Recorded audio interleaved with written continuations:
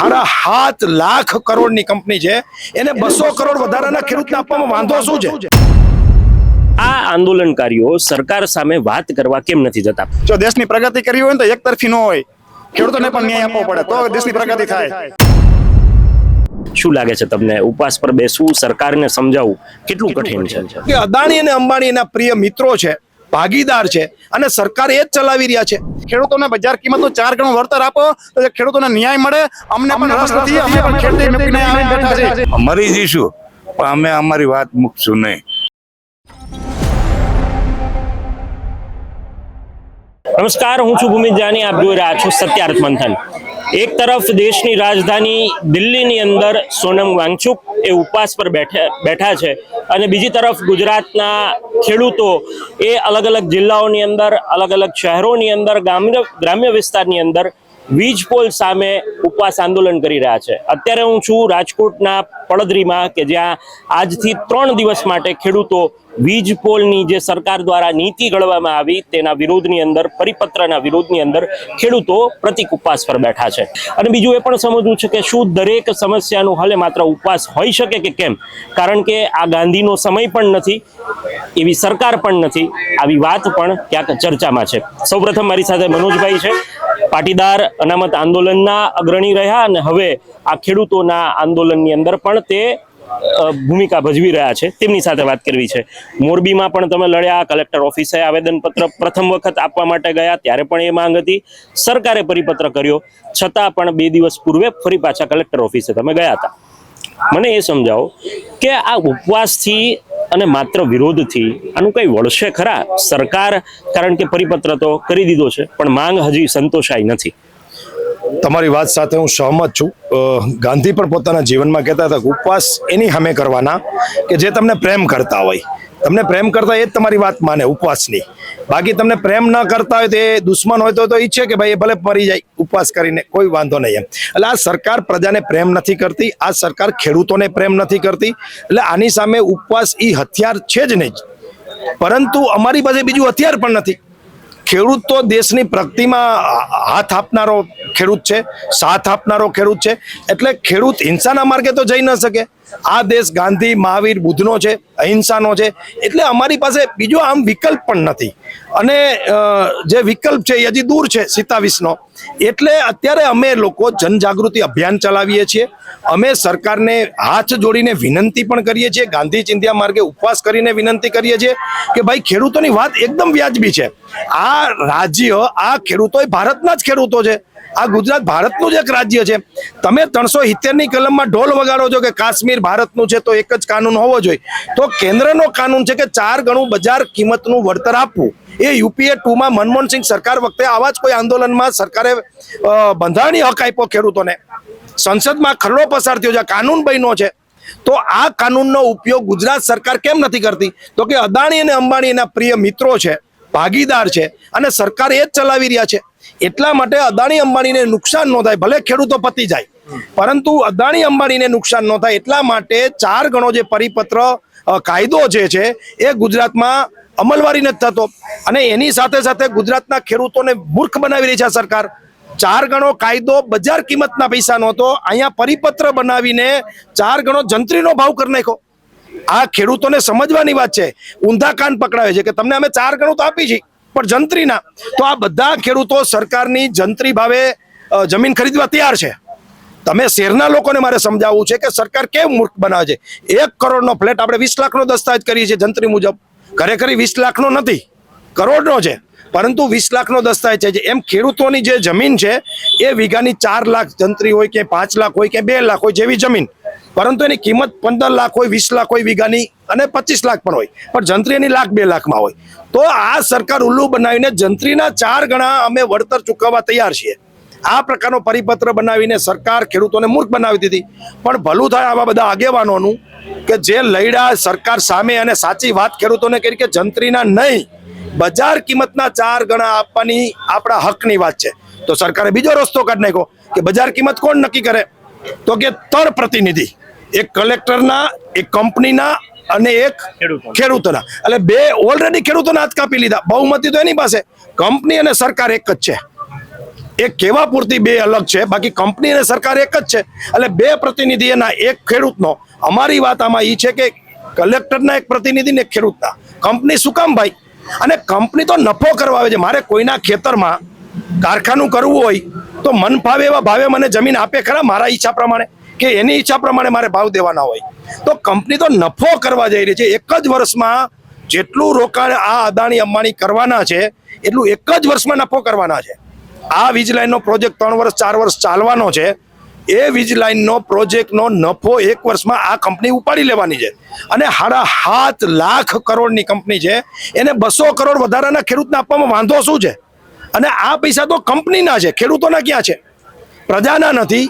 પ્રજાએ તો સાથ આપવો જ. આવી જાયન્ટ એક કંપની આવી હતી, ઈસ્ટ ઇન્ડિયા કંપની, આખા દેશને ગુલામ બનાવી ગઈ. આજે આ બે કંપની આવી છે, અદાણી અંબાણી, આખા દેશને નહીં આખા ખેડૂત સમાજને બરબાદ કરી દેવાની છે. અને ગુજરાતમાં 100 થી વધારે લાઈનો નીકળવાની છે.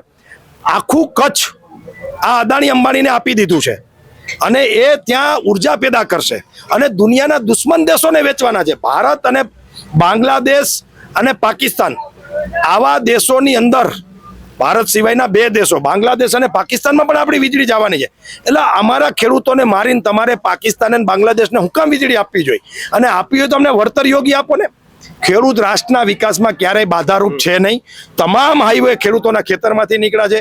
તમામ ડેમ ખેડૂતોના ખેતર ડૂબમાં ગયા છે ને એમાં બન્યા છે. તમામ કેનાલો ખેડૂતોના ખેતરમાં નીકળી છે.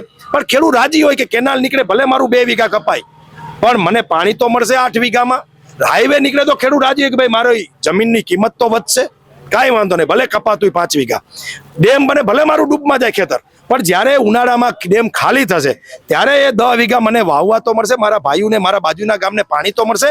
આ ભાવનાવાળો ખેડૂત જ્યારે એક કંપની નફો કરવા જઈ રહી છે તો શા માટે કંપનીની દલાલી કરે છે આ સરકાર? મનોજભાઈ, એક વાત સમજવા જેવી છે અને એ પ્રશ્ન ગુજરાતના આમ નાગરિકોને છે જે ખેતી સાથે તેમનું કોઈ ડાયરેક્ટ કનેક્શન નથી કે ખેતી નથી કરતા, કે આ આંદોલનકારીઓ સરકાર સામે વાત કરવા કેમ નથી જતા? પહેલી વાત અલગ હતી, જ્યારે જેતપરથી વાત શરૂ થઈ ત્યારે અલગ હતી કે ભાઈ સરકાર પરિપત્ર કરશે પછી જ અમે આગળ વાત કરશું. હવે પરિપત્ર કર્યો જે ખેડૂતોને માન્ય નથી. તો હવે એવો રસ્તો તમને લાગે છે કે ઉપવાસ કરવા કરતા તો સામે બેસીને માંગવું જોઈએ કે ભાઈ અમારે આ જોઈએ છે ને આ અમારી માંગણીઓ છે? એ રસ્તો કેમ, સંવાદનો રસ્તો કેમ અપનાવવા નથી? આ સરકાર છે ને એટલી હોશિયાર છે કે પેલા તો આઈની જ વાત કરી દઉં, અત્યાર સુધી મંજૂરી નહોતી આપી. આમાં શું ખેડૂત કરી રહ્યા છે ભાઈ? તમે શાંતિપૂર્ણ રીતે આ દેશમાં પોતાની વાત કરવાનો અધિકાર પણ છીનવી લેવા માંગો છો. આ પોલીસ અહીંયા મંજૂરી નહોતી આપતી. શું ભાઈ ખેડૂતો નુકસાન કરી રહ્યા છે? છેલ્લે મંજૂરી આપી છતાં આગેવાનોને ધમકી આપે કે જો તમે આંદોલન કરશો તો તમારા કાચા ચીઠા ખોલશું, તમારા ધંધા બંધ કરાવશું, રસોડા સુધી આવવાની, પરિવાર સુધી આવવાની, પર્સનલ લાઈફ સુધી આવવાની આ સરકાર વાત કરે છે. તો તમે માનો છો કે જે ખેડૂત પ્રતિનિધિ સરકાર સામે બેસવા જાય અને માંગ સરકારના મિનિસ્ટરોની કે એના અધિકારીઓની ન સ્વીકારે તો એની શું હાલત કરે આ સરકાર? ગુજરાતની સરકાર સાથે અનામત આંદોલનની તમે જે વાત કરી એમાં હું 10 વાર સરકાર સામે બેઠો છું. આખા ગુજરાતના માથાભારે આગેવાનો અમે હતા, એને આ સરકાર દાદ નહોતી દેતી, તો ખેડૂતોને આ સરકાર દાદ દે ખરી? એટલે મારો સ્પષ્ટ મત છે કે ખેડૂતોએ સરકાર સાથે હાલ હજી બેસવા જવાનો સમય થયો નથી. શું કામ? કે આ મીડિયાના માધ્યમથી ખેડૂતોને બરબાદ કરી નાખે, બદનામ કરી નાખે અને પ્રી પ્લાનિંગ મુજબ ખેડૂતોને જે પ્રતિનિધિ મંડળ છે એને ક્યાંક ને ક્યાંક નુકસાન કરવાનો પ્રયત્ન કરે.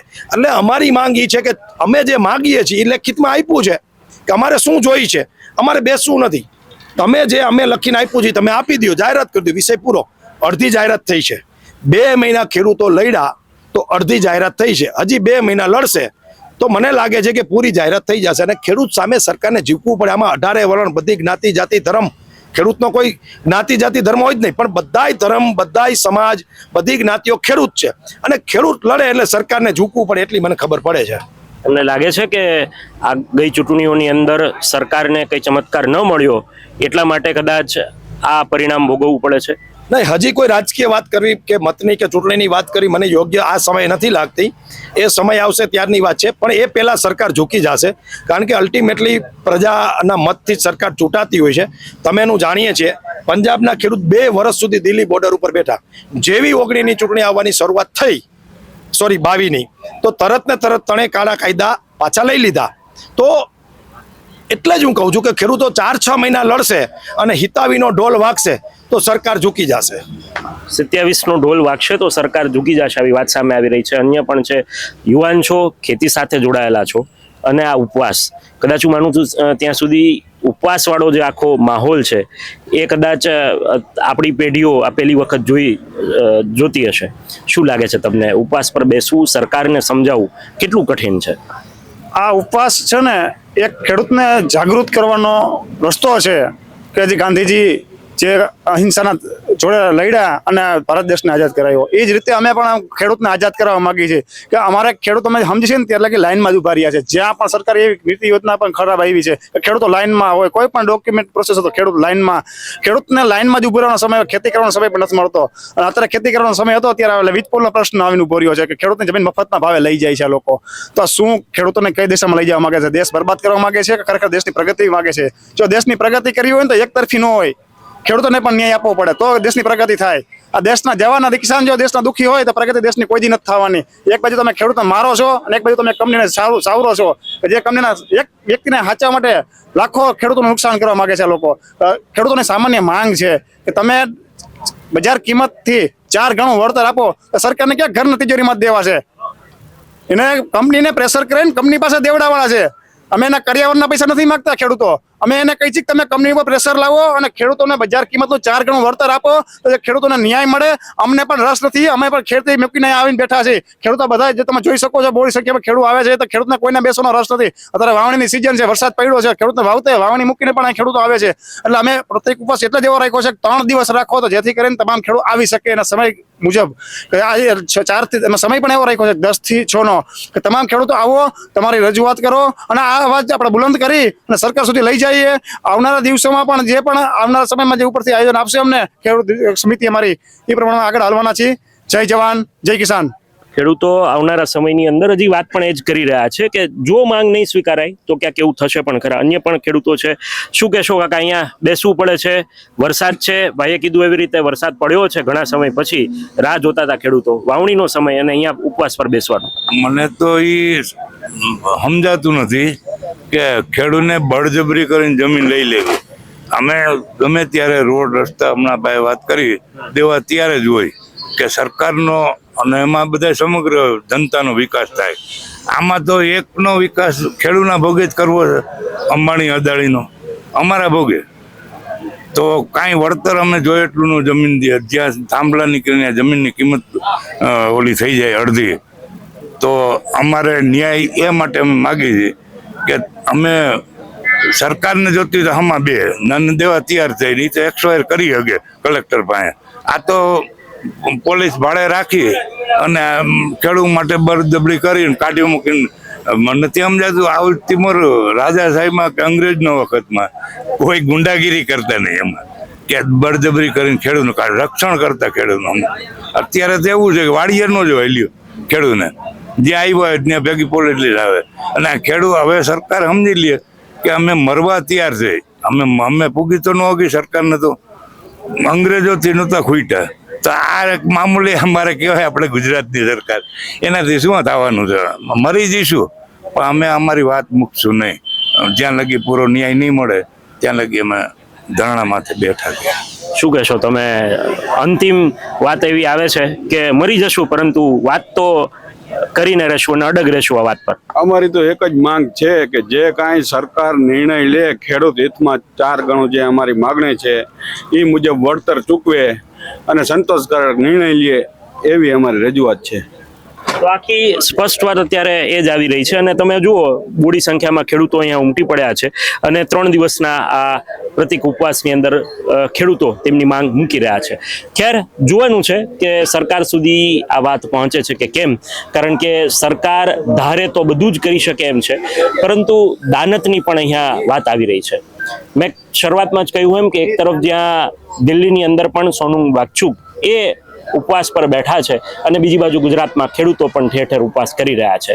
પરિણામ શું આવે છે તે જોવું રહ્યું, પરંતુ સત્યાત મંથન સત્ય અને તથ્ય સાથે આપના સુધી સમાચારો પહોંચાડતું રહેશે, મુદ્દાઓ પહોંચાડતું રહેશે. અત્યારે બસ આટલું જ, મને આપશો રજા. નમસ્કાર.